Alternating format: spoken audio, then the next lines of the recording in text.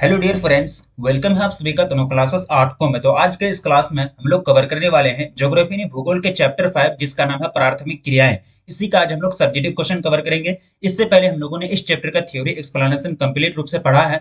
जो भी इस चैप्टर का थ्योरी एक्सप्लेनेशन नहीं पढ़े हैं उसका लिंक आपको इसी वीडियो के डिस्क्रिप्शन में दे दिया जाएगा, वहां से आप आराम से कवर कर सकते हैं। जब तक आप चैप्टर का थ्योरी नहीं पढ़ेंगे तब तक आप चैप्टर से रिलेटेड कोई भी क्वेश्चन, चाहे वो सब्जेक्टिव क्वेश्चन हो या फिर ऑब्जेक्टिव क्वेश्चन, उसको आप सॉल्व नहीं कर पाएंगे। इसलिए थ्योरी को कवर करना काफी जरूरी हो जाता है। तो इस चैप्टर के अंतर्गत जितने सारे क्वेश्चन बोर्ड एग्जाम में आते हैं इस चैप्टर से रिलेटेड सब्जेक्टिव क्वेश्चन, वो सभी क्वेश्चन को हम लोग इस वीडियो के अंतर्गत, इस क्लास के अंतर्गत कवर करेंगे। सभी क्वेश्चन को आपको याद रखना है क्योंकि यहीं से आपको क्वेश्चन पूछे जाएंगे बोर्ड एग्जाम में, सब्जेक्टिव क्वेश्चन। ठीक है, तो चलिए स्टार्ट करते हैं क्योंकि आप थ्योरी पढ़े हुए हैं और आपको अच्छी तरह से समझ में आएगी और नोट भी बनाने का प्रयास करेंगे। तो एट फर्स्ट क्वेश्चन क्या पूछा जा सकता है, बार बार पूछा जाता है बोर्ड एग्जाम में कि स्थानांतरित कृषि का भविष्य अच्छा नहीं है, विवेचना कीजिए। यानी स्थानांतरित कृषि के बारे में हम लोग पढ़े हैं पूरा तरह से। स्थानांतरित कृषि क्या है, इसको कर्तन एवं दहन कृषि भी कहते हैं। ये जो कृषि करते थे आदिम जाति के लोग करते थे, लेकिन इसका जो भविष्य है, फ्यूचर है, अच्छा नहीं है। इसका क्या कारण है, इसका विवेचना करने के लिए कह रहा है आपको बोर्ड एग्जाम में, सब्जेक्टिव क्वेश्चन पूछा गया। ठीक है, तो सबसे पहले यहाँ बच्चे क्या करेंगे, डायरेक्ट लिखना स्टार्ट कर देंगे कि स्थानांतरित कृषि का भविष्य अच्छा नहीं है। मतलब इनका जो डायरेक्टली आंसर देना स्टार्ट कर देंगे, लेकिन आप ऐसा नहीं करेंगे। सबसे पहले 2 लाइन 3 लाइन में जो इसका डेफिनेशन है स्थानांतरित कृषि का, उसका आप डेफिनेशन लिखेंगे। उसके बाद स्थानांतरित कृषि का भविष्य अच्छा नहीं है, इस बात का आप व्याख्या करेंगे। ठीक है, तो स्थानांतरित कृषि के बारे में हम लोग क्या पढ़े हैं, यानी शिफ्टिंग एग्रीकल्चर। तो इसे उत्तर पूर्वी भारत के जो राज्य हैं वहां क्या कहे जाते हैं, इसको झूमिंग कहे जाते हैं। ठीक है, वहीं अगर मलेशिया और इंडोनेशिया की बात की जाए तो वहां इसको लादांग कहते हैं, और मध्य अमेरिका वो मैक्सिको में इसको मिल्पा के नाम से जाना जाता है। ठीक है, यह कृषि आदिम जाति के लोग करते हैं। इसमें वनस्पति को जला दिया जाता है, जली हुई राख की परत उर्वरक का कार्य करता है, इसलिए इसको क्या बोलते हैं, कर्तन एवं दहन कृषि भी कहते हैं। तो ये क्या है, आपका स्थानांतरित कृषि का एक परिचय है। स्थानांतरित कृषि क्या है उसका डेफिनेशन है। तो 2-3 लाइन में आप इसके बारे में लिख देंगे। अब चलिए, आपका क्वेश्चन क्या था कि स्थानांतरित कृषि का भविष्य अच्छा नहीं है, विवेचना करो। तो हम लोग देखते हैं इनका फ्यूचर क्या है, स्थानांतरित कृषि का क्या भविष्य होता है, फ्यूचर ऑफ शिफ्टिंग एग्रीकल्चर।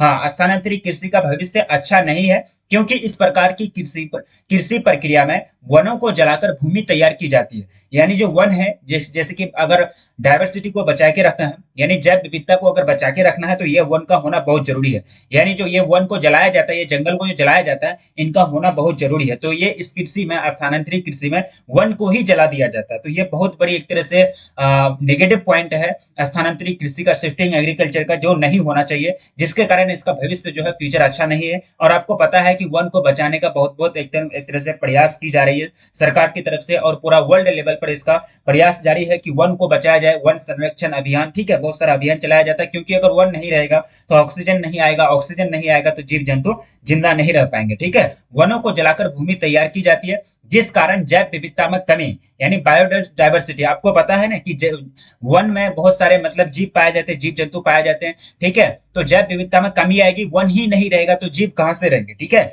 जैव विविधता में कमी, मृदा अपरदन में वृद्धि, मृदा अपरदन में वृद्धि। देखिए, अपरदन का मतलब होता है कटना, यानी एक जगह से दूसरे जगह जाना, मृदा का एक जगह से दूसरे जगह खिसक जाना या फिर एक जगह से दूसरे जगह स्थानांतरित हो जाना, उसको कहते हैं मृदा अपरदन। ठीक है, तो इसमें वृद्धि हो जाती है। अगर वन कट जाएंगे तो वहां की जो मिट्टी है वो ढीली हो जाएगी। ठीक है, वहां की मिट्टी के ऊपर और कुछ नहीं रहेगा, तो वो मिट्टी का जो मृदा है वो एक जगह से दूसरे जगह चल जाएंगे, यानी मृदा अपरदन में क्या हो जाएगी, बढ़ोतरी, वृद्धि हो जाएगी। ठीक है, वर्षा में कमी तथा तापमान में वृद्धि। आपको पता है कि वर्षा वही क्षेत्र में होती है जहां पेड़ पौधे ज्यादा होते हैं, जहां जंगल वगैरह ज्यादा होते हैं। ठीक है, जिस क्षेत्र में पेड़ पौधे ज्यादा होंगे तो वहां बारिश भी ज्यादा होती है। ठीक है, तो अगर पेड़ पौधे ही नहीं रहेंगे, वन ही नहीं रहेंगे, तो वर्षा होगी नहीं होगी। ठीक है, तो वन को इसमें जला दिया जाता है शिफ्टिंग एग्रीकल्चर में, तो इसमें वर्षा होने की संभावना कम हो जाती है, यानी वर्षा में कमी आ जाती है। और तापमान में वृद्धि हो जाती है।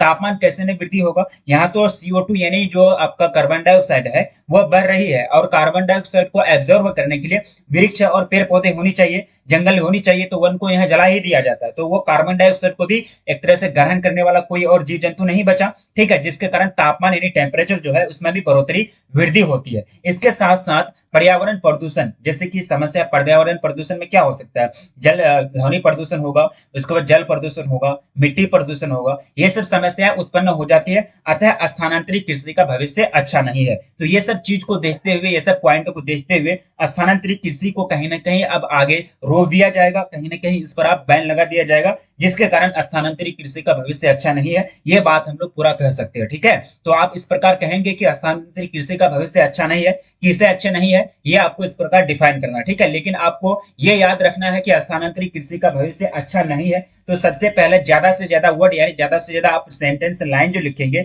स्थानांतरित कृषि का भविष्य अच्छा नहीं है, इसके भविष्य पर लिखेंगे। ठीक है, आप सिर्फ दो लाइन में सिर्फ आप इसका परिभाषा देंगे, क्योंकि बेस्ट से आपको बेस्ट वे में आपको आंसर देना है, यानी प्रॉपर वे में आपको आंसर देना है। सब कोई तो ऐसा ही लिखेगा, लेकिन आपको कुछ डिफरेंट करना है, तभी ज्यादा वहां आपको नंबर मिलेगा। ठीक है, अब चलिए सेकंड क्वेश्चन की ओर बढ़ते हैं। क्वेश्चन क्या पूछा गया है कि बाजारीय सब्जी कृषि नगरीय क्षेत्रों के समीप ही क्यों की जाती है, यानी बाजारीय सब्जी कृषि जो होता है वह नगरीय क्षेत्रों के बगल में ही क्यों की जाती है, अब जानते हैं। ठीक है, तो बताइए इसका राइट आंसर क्या होगा। आप लोग अच्छी तरह से पढ़ाए हैं, थ्योरी आप लोगों को पढ़ाया गया है, इसका आंसर आप लोगों को आनी चाहिए। ठीक है, देखिए बाजारीय सब्जी कृषि सबसे पहले दो लाइन में इसको आप डिफाइन कीजिए, उसके बाद आप लिखेंगे कि बाजारीय सब्जी कृषि नगरीय क्षेत्रों के समीप ही क्यों होती है। तो बाजारीय सब्जी कृषि यानी मार्केट वेजिटेबल जो फार्मिंग होता है, तो इस प्रकार की कृषि अधिक मुद्रा देने वाली कृषि है, यानी मुद्रा यानी अधिक इनकम, करेंसी की बात की जाती है, मुद्रा या फिर इनकम या फिर आय है। ठीक है, जो भी बोल सकते हैं आप, मुद्रा की जगह आप आय भी बोल सकते हैं। तो इस प्रकार की कृषि अधिक आय देने वाली या फिर मुद्रा देने वाली कृषि है,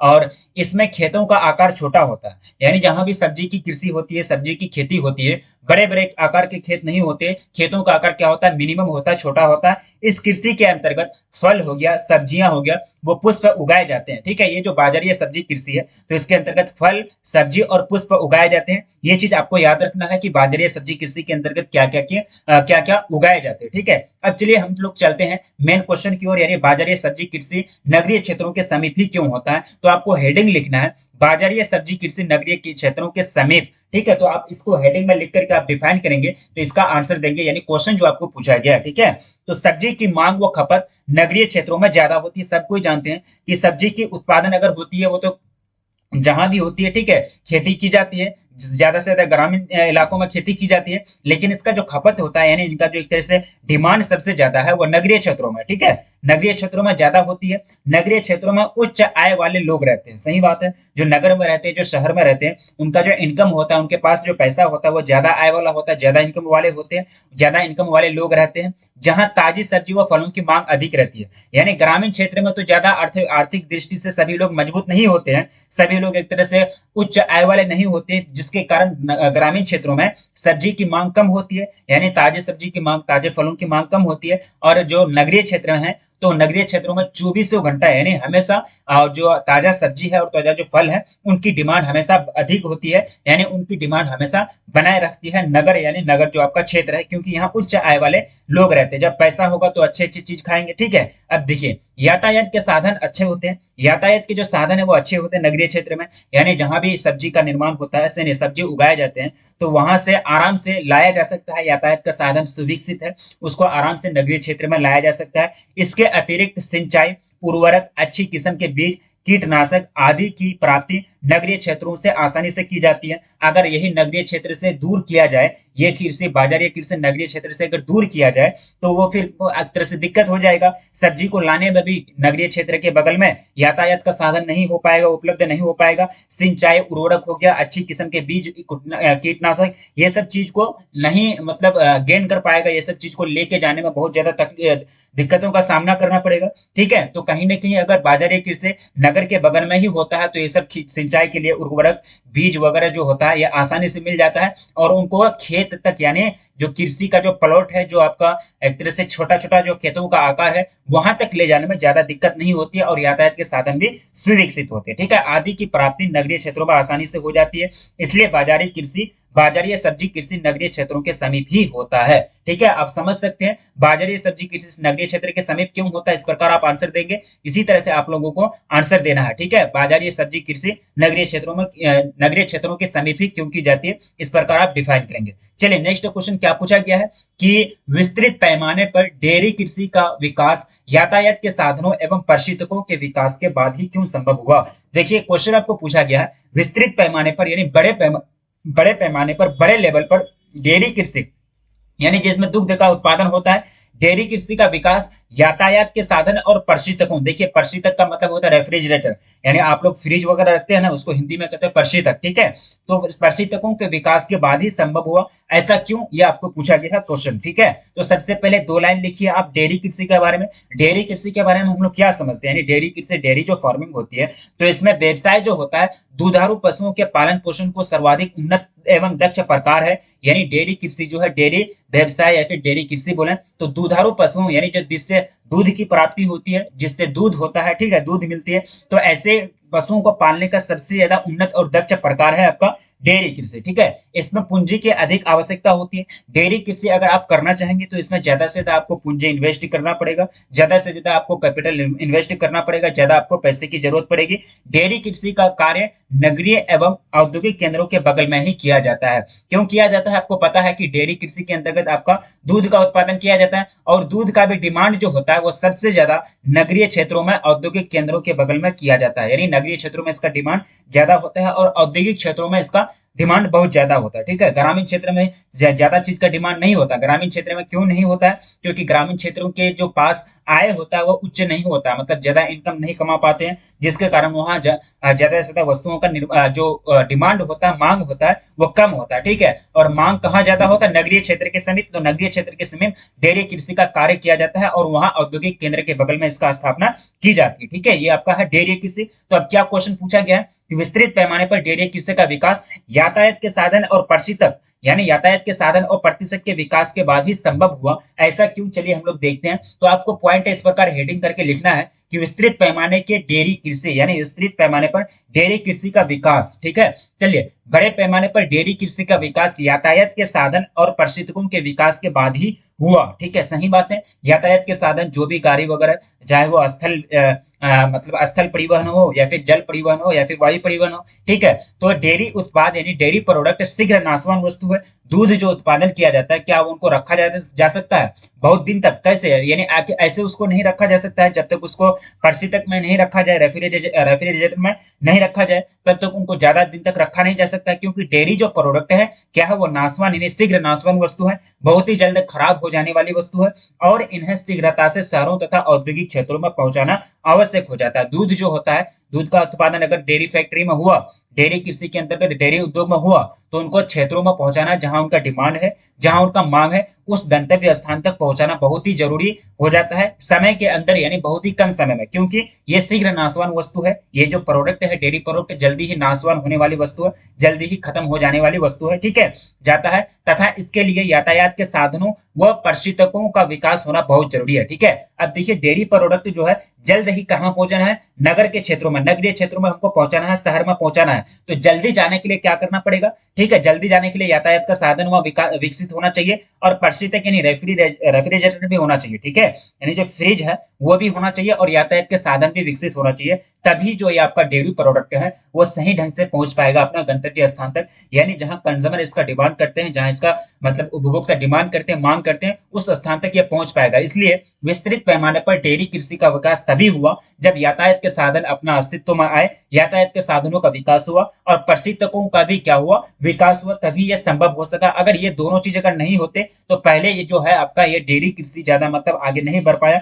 डेयरी प्रोडक्ट जहां मतलब प्रोडक्शन होता था इसका, तो वहीं तक मतलब सीमित एरिया तक इनका उपभोग कर लिया जाता था, ज्यादा दूर तक इसको नहीं भेजा जा सकता था, ठीक है। तो इस प्रकार ये संभव हो गया। अब चलिए, इस प्रकार आपको क्वेश्चन पूछा जाए तो आप डील कर सकते हैं ना, जैसे कि यहाँ एग्जाम्पल के रूप में आप लोगों को बताया जा रहा है कि बिहार राज्य दुग्ध, ये आप लिख देंगे, ठीक है, वैसे भी एग्जाम्पल देना आपको कोई जरूरी नहीं है। देखिए, मैं हर एक क्वेश्चन में, हर एक वीडियो में बोलता हूँ कि आप यहाँ जो समझते हैं, जो भी आपकी समझ बनती है, तो वह समझ के आधार पर क्या करेंगे, वह समझ के आधार पर आप जाकर के बोर्ड एग्जाम में लिखेंगे। यहाँ रट करके नहीं जाएंगे। यहाँ मैं आपको जो भी चीज बताता हूँ सेम टू सेम ये चीज आप वहां लिखने का प्रयास नहीं करेंगे। हो सके आप हमसे ज्यादा मतलब क्रिएटिव तरीके से लिख सकते हैं, हमसे ज्यादा आप अच्छे तरीके से सजा के लिख सकते हैं, ठीक है। तो मेरा कॉपी नहीं करना है, मैं जो बताता हूँ आप लोगों को ये बातों को अच्छी तरह से समझना है और अपना माइंड से अच्छे तरीके से कॉपी को सजा करके लिखना है बोर्ड एग्जाम में, ठीक है। तो उदाहरण जैसे कि बिहार राज्य दुग्ध सहकारी संघ लिमिटेड, जिसको Bihar state milk cooperative federation दूध सुधा दूध लेबल के तहत अपने उत्पादों का विपणन करती है। यानी बिहार राज्य दुग्ध सहकारी संघ लिमिटेड जो है सुधा दूध का उत्पादन करती है और इनका विपणन करती है। ठीक है, तो ये एक प्रकार का क्या है, विस्तृत पैमाने का डेयरी कृषि है। चलिए अब नेक्स्ट आपका क्वेश्चन क्या पूछा जा सकता है, क्वेश्चन नंबर 4 आपके स्क्रीन पर पूछा गया है कि चलवासी पशुचारण और वाणिज्य पशुधन पालन में अंतर कीजिए। ठीक है, चलवासी पशुचारण और वाणिज्य पशुधन पालन में आप लोगों को पढ़ाया हूं, अच्छी तरह से आप लोग पढ़े हैं, थ्योरी में पूरा तरह से कंप्लीट की है। तो चलिए हम लोग नोमेडिक पेस्टोरलिस्ट जो होता है इसको हम लोग पढ़ते हैं। ठीक है, चलवासी पशुचारण क्या होता है, सिंपल सी बात है, चल करके पशु को एक जगह से दूसरी जगह लेके जाना, यानी पानी की प्राप्ति के लिए और गंतव्य स्थान यानी जो आपका चारा की प्राप्ति के लिए एक जगह से दूसरे जगह जाकर के पशुओं का पालन करना, वही कहलाता है आपका चलवासी पशुचारण। ठीक है, तो ये जो चलवासी पशुचारण है तो इसके बारे में आपको लिखना है। डायरेक्टली यहाँ क्वेश्चन क्या पूछा गया कि चलवासी पशुचारण और वाणिज्य पशुधन पालन में अंतर स्पष्ट कीजिए। तो दोनों के बारे में आपको लिखना है, दोनों का डेफिनेशन देना है, या फिर दो बॉक्स बना देंगे आप इस तरह से। ठीक है, दो बॉक्स बनाने के बाद आप एक तरफ लिखेंगे क्या, एक तरफ आप लिखेंगे चलवासी पशुचारण, दूसरा तरफ लिखेंगे वाणिज्य पशुधन पालन। ठीक है, लेकिन यहाँ एक ही जगह सबसे पहले हम पढ़ेंगे चलवासी पशुचारण के बारे में। देखिए पढ़ लीजिए आप, वहां बॉक्स बना करके सजा करके, इससे भी अगर आप अच्छा तरीके से सजा सकते हैं तो उस तरीके से आप लिख सकते हैं। ठीक है, तो चलवासी पशुचारण एक प्राचीन जीवन निर्वाहक व्यवसाय है जो प्रमुख रूप से मानवीय श्रम प्रधान है। ठीक है, यानी जो चलवासी पशुचारण है ये प्राचीन है, मतलब पहले से चलता आ रहा है, ये कोई मतलब नया चीज नहीं है, प्राचीन है, यानी पहले से आदिम जमाने से ये चलवासी पशुचारण, जब से आदमी के मन में, आदमी के मस्तिष्क में ये चीज आया कि हम लोगों को शिकार नहीं करना चाहिए, हम लोगों को पशु का पालन करनी चाहिए। ठीक है, यानी आदिम जमाने के लोग थे वो पशुओं का शिकार करते थे, पहले पशुओं का शिकार करते करते इतना पशु मार लिए तो उन लोगों के मन में अकल आया, दिमाग में ये बात आई कि इस तरह से अगर हम लोग शिकार करते रहेंगे तो एक दिन ऐसा आएगा कि एक भी पशु नहीं मिलेगा। ठीक है, एक भी पशु हम लोगों को खाने के लिए नहीं मिलेगा, हम लोग ऐसे भूखे मरेंगे। तो वो लोग क्या करने लगे, पशु का पालन करने लगे। ठीक है, तो ये जो पालन करने लगे यही है आपका चलवासी पशुचारण। ठीक है, वहीं से निकला है चलवासी पशुचारण। तो ये एक प्राचीन जीवन निर्वाहक व्यवसाय है जो प्रमुख रूप से मानवीय श्रम प्रधान होता है। दूसरा पॉइंट आप ये लिख सकते हैं कि चलवासी पशुचारण में पशुओं के प्रजनन तथा स्वास्थ्य पर कोई विशेष ध्यान नहीं दिया जाता है, इसमें ज्यादा पैसे इन्वेस्ट नहीं किए जाते हैं, क्योंकि आपका प्राचीन है तो जानते करते हैं जो चीज आदम के जमाने से चलते आ रहा है तो उसमें ज्यादा आप टेक्नोलॉजी नहीं पाएंगे। ठीक है, ज्यादा टेक्नोलॉजी, ज्यादा सुधार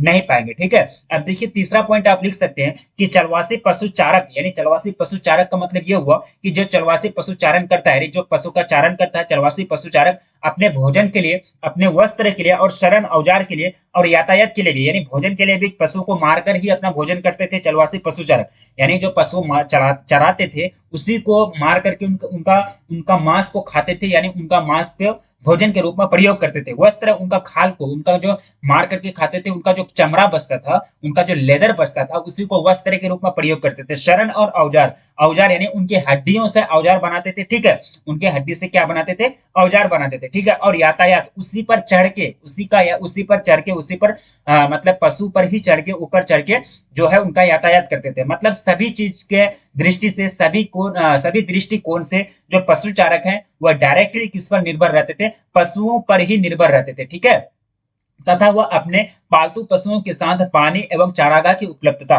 पानी और चारागाह, क्योंकि उनके पास तो कुछ है नहीं। ठीक है, पानी और चारागाह की उपलब्धता तथा गुणवत्ता के अनुसार एक जगह से दूसरे जगह स्थानांतरित होते रहते थे। ठीक है, इसी को कहते हैं चलवासी पशुचारण। ठीक है, आप याद रखेंगे, इस तरह से पॉइंट लिख सकते हैं। अब चौथा पॉइंट आप क्या लिखेंगे कि इसमें एक साथ कई प्रकार के पशुओं का पालन किया जाता है। अब देखिए इसमें जो होता है चलवासी पशुचारण में, कोई जरूरी नहीं है कि एक ही प्रकार का पशु हो, कोई जरूरी नहीं है कि भेड़ का ही सिर्फ पालन किया जाए, कोई जरूरी नहीं है कि कोई मतलब बकरी का ही पालन किया जाए। ठीक है, जो भी पशु होती है, या फिर हिरण का ही पालन किया जाए, घोड़े का ही पालन किया जाए। ठीक है, इसमें जो होता है अलग अलग प्रकार के जो ये होते हैं पशु होते हैं उसका पालन किया जाता है, कोई एक विशेष प्रकार का पशु का पालन नहीं किया जाता। ठीक है, तथा यह व्यवसाय सहारा मरुस्थल, मंगोलिया हो गया, तिब्बत व एंडीज के पर्वतीय भाग, यूरेशिया के टुंड्रा प्रदेश, इसमें मुख्य रूप से किया जाता है। यानी चलवासी पशुचारण कहाँ किया जाता है, तिब्बत सहारा मरुस्थल हो गया, मंगोलिया हो गया, तिब्बत व एंडीज के पर्वतीय भाग हो गया, यूरेशिया हो गया, टुंड्रा के प्रदेश हो गया, सब में मुख्य रूप से किया जाता है। जगह का नाम मैं आप लोगों को बता रहा हूँ कि ये जो चलवासी पशुचारण है ये कहाँ कहाँ फेमस है। ठीक है, अब चलिए आपको लिखना है वाणिज्य पशुधन पालन के बारे में, क्योंकि आपको इसमें डिफरेंस दिखाना है, अंतर दिखाना है, आपको अंतर पूछा गया है। तो वाणिज्य पशुधन पालन पशुपालन यानी कॉमर्शियल लाइव स्टॉक रियरिंग, ठीक है। तो इसको अंग्रेजी में क्या कहते हैं, कॉमर्शियल लाइव स्टॉक रियरिंग। आप ये चीज याद रखेंगे, ठीक है, क्योंकि हो सके आप देखिए हर एक चीज का जो मेन टॉपिक है उसका अंग्रेजी आप लोग याद रखने का प्रयास करेंगे। आप अगर आपको बोर्ड एग्जाम में पूछा जाए तो उसका अंग्रेजी को भी ब्रैकेट में लिखेंगे, क्योंकि अगर आप कहीं आगे चल के आप लोग कोई कंपटीशन एग्जाम का अगर तैयारी करेंगे तो आप लोगों को हो सके इंग्लिश मीडियम रखना पड़े, आप लोगों को हो सके अंग्रेजी मीडियम से पढ़ना पड़े, हिंदी मीडियम को आपको त्यागना पड़े, तो कहीं ना कहीं उस टाइम आपको ज्यादा दिक्कत ना हो, इसलिए आपको अभी से ही हर एक मेन टॉपिक का आपको अंग्रेजी याद रखना है, ठीक है। तो वाणिज्य पशुधन पालन यानी कॉमर्शियल लाइव स्टॉक रियरिंग। तो यहाँ सबसे पहले पॉइंट आप क्या लिखेंगे कि वाणिज्य पशुधन पालन अधिक व्यवस्थित तथा पूंजी प्रधान होता है। यानी वाणिज्य पशुधन पालन, आप देखिए नाम से ही समझ सकते हैं, कॉमर्शियल लग गया, ठीक है, कॉमर्शियल बैंक, तो इसमें पैसे ज्यादा लगता है, ज्यादा पूंजी इन्वेस्ट करना पड़ता है, जो पश्चिमी संस्कृति से प्रभावित है। यानी वाणिज्य पशुधन पालन जो है ये कहां से प्रभावित है, पश्चिमी संस्कृति से, यानी पश्चिमी वेस्टर्न कंट्री के जितने भी देश आते हैं वेस्टर्न कंट्री में, तो वो सारे कंट्री में ये वाणिज्य पशुधन पालन किया जाता है। और दूसरा पॉइंट लिख सकते हैं कि इसमें एक ही प्रकार के पशुओं का पालन किया जाता है, ठीक है। चलवासी पशुचारण में ऐसा नहीं होता है, उसमें अलग अलग प्रकार के, एक प्रकार के नहीं, एक प्रकार, दो प्रकार, तीन प्रकार, जितने भी प्रकार होते हैं हर एक प्रकार के लगभग पशु का पालन किया जाता है चलवासी पशुधन पालन में, पशुचारण में। लेकिन इसमें जो वाणिज्य पशुधन पालन है तो इसमें एक ही प्रकार के पशुओं का पालन किया जाता है, ठीक है। तथा फॉर्म अस्थायी और विशाल होते हैं। यानी जो चलवासी पशुचारण क्या है, उसका फॉर्म अस्थायी होते नहीं होते, पानी और चारागाह की गुणवत्ता के अनुसार एक जगह से दूसरे जगह स्थानांतरित होते रहते हैं पशुओं को लेकर के, पशु चारक, ठीक है। लेकिन इसमें क्या होता है कि फॉर्म अस्थायी होता है और विशाल यानी बहुत बड़ा फॉर्म होता है, ठीक है, जो छोटे छोटे इकाइयों में, यूनिट में बटे हुए रहते हैं। बहुत बड़ा फॉर्म होता है, बहुत बड़ा प्लेट, एक तरह से प्लॉट होता है, और उसी को, जैसे कि ये अगर कोई बहुत बड़ा प्लॉट है तो इसी को यूनिट में बांट देगा, ठीक है, इसी को कई यूनिट में, कई इकाइयों में बांट देगा, और वहां जो है एक ही प्रकार के पशुओं का पालन किया जाता है, ठीक है। ये अस्थायी होता है, परमानेंट होता है। अब देखिए इसमें पैसा ज्यादा लगता है, तो आपको समझ जाना चाहिए पैसा किस चीज में ज्यादा लगता है, क्योंकि इसमें वैज्ञानिक मेथड का प्रयोग किया जाता है, यानी वैज्ञानिक विधि का प्रयोग किया जाता है प्रजनन के लिए और पालन पोषण के लिए। यानी इसमें जो पशु होते हैं एक ही प्रकार के पशु का पालन किया जाता है, चाहे वो भेड़ होगा तो भेड़ का ही पालन होगा, चाहे वो कोई चीज होगा तो, या फिर एक तरह से घोड़ा होगा तो घोड़ा का ही पालन किया जाएगा, रेंडेर होगा तो रेंडेर का ही पालन किया जाएगा, भैंस होगा तो भैंस का ही पालन किया जाएगा, ठीक है। तो इसमें पशुओं का पालन जो होता है बड़े अच्छी तरीके से किया जाता है, पालन पोषण और प्रजनन जो होता है वैज्ञानिक यानी साइंटिफिक मेथड से किया जाता है, तो इसमें ज्यादा पैसा लगता है। कॉमर्शियल इसलिए नाम रखा गया इसका कॉमर्शियल लाइव स्टॉक रियरिंग, यानी वाणिज्य पशुधन पालन। चौथा पॉइंट आप क्या लिख सकते हैं कि ये जो फेमस है, ये जो कृषि की जाती है व्यवसाय की दृष्टि से न्यूजीलैंड में, ऑस्ट्रेलिया में, अर्जेंटीना में, यूएसए तथा यूरुग्वे में किया जाता है, ठीक है, आप याद रखेंगे। इस प्रकार चार चार पॉइंट आपको बताया गया। ये कृषि न्यूजीलैंड, ऑस्ट्रेलिया, अर्जेंटीना, यूएसए और यूरुग्वे में किया जाता है वाणिज्य पशुधन पालन कृषि। और ये जो आपका चलवासी पशुचारण है ये सहारा मरुस्थल, मंगोलिया, तिब्बत, एंडीज के पर्वतीय भाग और यूरेशिया के टुंड्रा प्रदेश में मुख्य रूप से किया जाता है, ठीक है। तो आप लिख सकते हैं ना कि चलवासी पशुचारण और वाणिज्य पशुधन पालन में क्या अंतर है, इस प्रकार आप डिफाइन कर सकते हैं, ठीक है।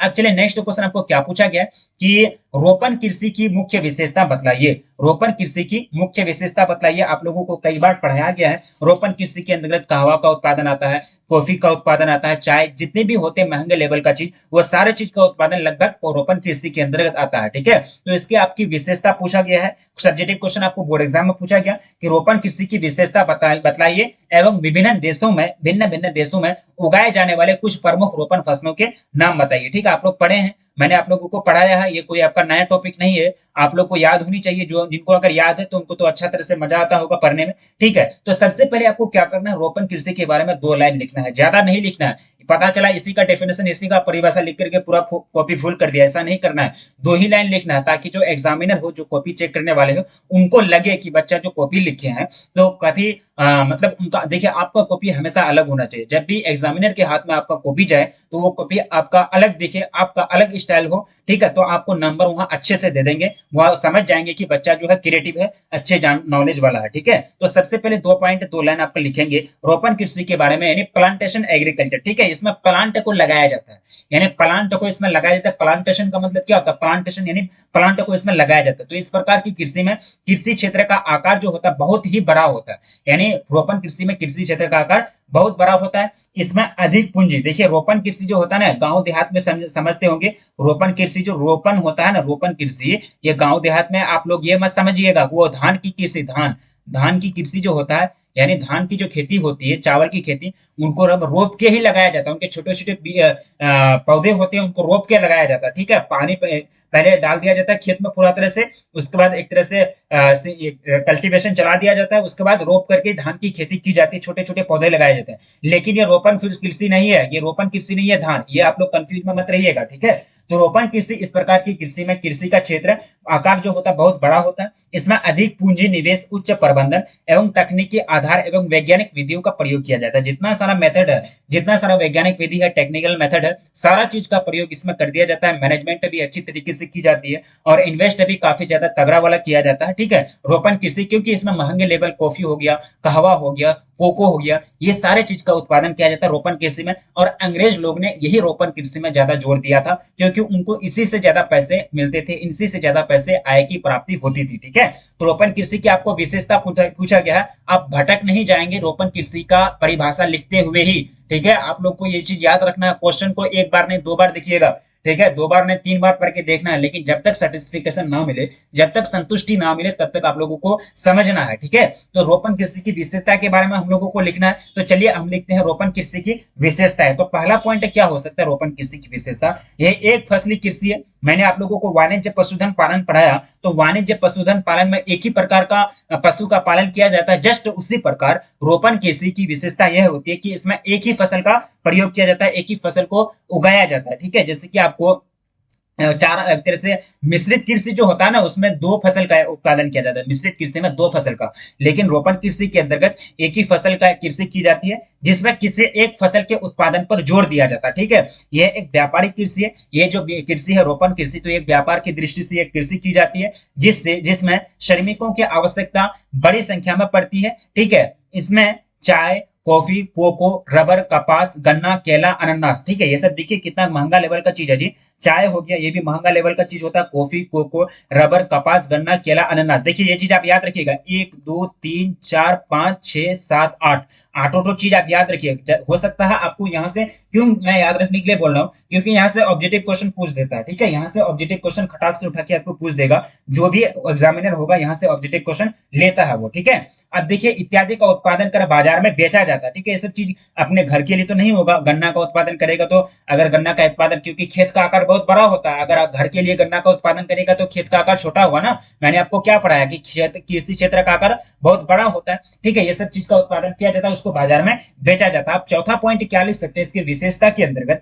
इसमें कृषि क्षेत्र का आकार बहुत बड़ा होता है, जिसे बागान कहते हैं। ठीक है, इसको क्या कहते हैं? बागान कहते हैं। ठीक है, आप क्या लिखा, क्वेश्चन क्या था कि रोपण कृषि की मुख्य विशेषता क्या है, विशेषता बतलाइए। तो मैंने आप लोगों को रोपण कृषि का थोड़ा सा डेफिनेशन करवाया। ठीक है, डेफिनेशन जैसे जैसे मैं यहाँ बता रहा हूँ, वैसे वैसे आपको कॉपी लिख के आना है बोर्ड एग्जाम में। ठीक है, जैसे जैसे मैं बता रहा हूँ, इससे अच्छा आप कर सकते हैं तो इससे अच्छा लिखिएगा, इससे अच्छा आप कर सकते हैं तो इससे अच्छा आपको बेटर तरीके से लिखना है। मेरा कॉपी नहीं करना, मैं हमको सिर्फ यही बता रहा हूँ। अगर आप लोगों को कुछ समझ में नहीं आए कि कैसे लिखना है, तो जस्ट मैं यहाँ जो लिखा हूँ, तो इसको आपको कॉपी कर देना है, इसी को लिखना है। लेकिन मैं आप लोगों से हाथ जोड़कर विनती करता हूँ कि आप लोग क्रिएटिव तरीके से लिखेंगे, मेरा कॉपी नहीं करेंगे तो बेस्ट होगा। ठीक है, आप लोग अच्छी तरीके से लिखेंगे। ठीक है, तो रोपण कृषि की आपका ये रोपण कृषि लिख लिए, उसकी विशेषता भी हम लोग बता दिए। लेकिन क्वेश्चन देखिए बहुत लंबा चौड़ा क्वेश्चन है। अब देखिए फिर इसमें क्वेश्चन A1 करके और ऐड कर दिया है कि भिन्न भिन्न देशों में उगाए जाने वाले कुछ प्रमुख रोपण फसलों के नाम लिखे। ठीक है, तो चलिए कौन कौन से देश होते हैं, तो भिन्न भिन्न देशों में उगाए जाने वाली प्रमुख रोपण फसल। ठीक है, तो हम चलिए देखते हैं। पहला जो पॉइंट है, फ्रांसीसियों ने पश्चिमी अफ्रीका में कोको और कॉफी के पौधा लगाए थे। पता है ना आप लोगों को, थ्योरी में पढ़ाया गया कि नहीं पढ़ाया गया? थ्योरी में पढ़ाया कि नहीं पढ़ाया, बताइए। अगर याद नहीं है तो वो आपकी गलती है, मेरा इसमें कोई गलती नहीं है। ठीक है, तो फ्रांसीसियों ने पश्चिमी अफ्रीका में कोको एवं कॉफी की पौधा लगाए। ठीक है, अंग्रेजों ने भारत एवं श्रीलंका में बाग, चाय के बाग, मलेशिया में रबर के बाग, पश्चिमी द्वीप समूह में गन्ना एवं केले के बाग विकसित किए। स्पेनिश और अमेरिकन ने फिलीपींस में नारियल और गन्ने के बाग लगाए। चौथा पॉइंट ये हो सकता है कि ब्राजील में अभी भी कॉफी के कुछ बागान हैं, जो यूरोप वासियों के नियंत्रण में है, कंट्रोल में है, जिसे फेजेंडा कहते हैं। ठीक है, इस प्रकार आप ये सब चीज आपको याद रखना है, सारे चीज को आप लोगों को कवर करना है। इस क्लास के अंतर्गत जितने सारे क्वेश्चन को हम लोग कवर किए, ये सभी क्वेश्चन मोस्ट इंपोर्टेंट है। चैप्टर 5 प्राथमिक क्रिया के अंतर्गत यानी जो आपका आएगा वो सारा चीज इसी से पूछा जाएगा। काफी सिंपल क्वेश्चन है और इसी से लगभग क्वेश्चन पूछा जाता है सब्जेक्टिव क्वेश्चन बोर्ड एग्जाम में। तो इस क्लास के अंतर्गत हम लोगों ने जितना क्वेश्चन कवर किया, टोटल 5 क्वेश्चन को कवर किए। सभी क्वेश्चन को आपको याद रखना है। इसका पार्ट 1 है, ये पार्ट 2 में जो भी क्वेश्चन बचा है वो सारे क्वेश्चन को आप लोगों को करा दिया जाएगा। तो भाग 1 मानव भूगोल का जो भाग 1 का चैप्टर 5 है, प्राथमिक क्रिया का सब्जेक्टिव क्वेश्चन का पहला वीडियो पार्ट 1 हम लोगों ने कवर कर लिया। और पार्ट 2 जो है बहुत ही जल्द आने वाला है। पार्ट 2 के अंतर्गत पूरा चैप्टर आपको जो सब्जेक्टिव क्वेश्चन है वो सारा चीज आपको कंप्लीट करा दिया जाएगा। ठीक है, तो वीडियो को अभी तक जो लाइक नहीं किए तो प्लीज वीडियो को लाइक कर दें और अपने दोस्तों में प्लीज एक बार जम करके शेयर कर दें। चैनल पर पहली बार विजिट कर रहे हैं तो प्लीज चैनल को सब्सक्राइब कर लें और रखिए अपना ख्याल। मिलेंगे फिर नेक्स्ट क्लास में, तब तक के लिए जय हिंद।